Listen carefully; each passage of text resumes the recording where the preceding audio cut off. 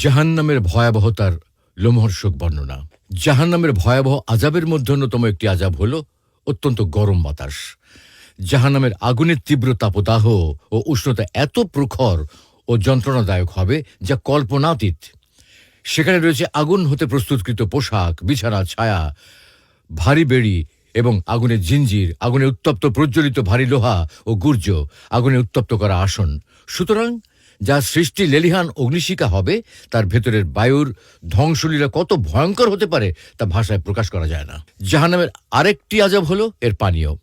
উত্তপ্ত আগুনের তীব্রতায় এর অধিবাসীদের পিপাসায় বুক ফেটে যাবার উপক্রম হবে।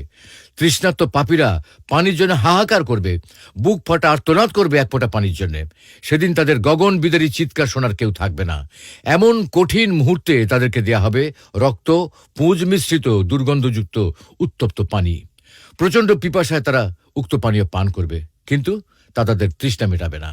অতএব পৃথিবীতে যারা তথাকথিত অভিজাত ছিল, যারা আল্লাহর নিদর্শনাবলীর প্রতি সন্দেহ পোষণ করত এবং যারা তাদের প্রতিপালক আল্লাহ সম্পর্কে বিভিন্ন কূটকৌশলের আশ্রয় গ্রহণ করত, অযথা তর্ক বিতর্ক করত, কিয়ামতের দিন তাদেরকে জাহান্নামের মাঝখানে নিয়ে মাথার উপর ফুটন্ত উত্তপ্ত পানি বর্ষণ করা হবে। এতে তাদের চর্বি, চামড়া, নাড়ি ভুঁড়ি, কলিজা সহ সবকিছুই জ্বলে যাবে।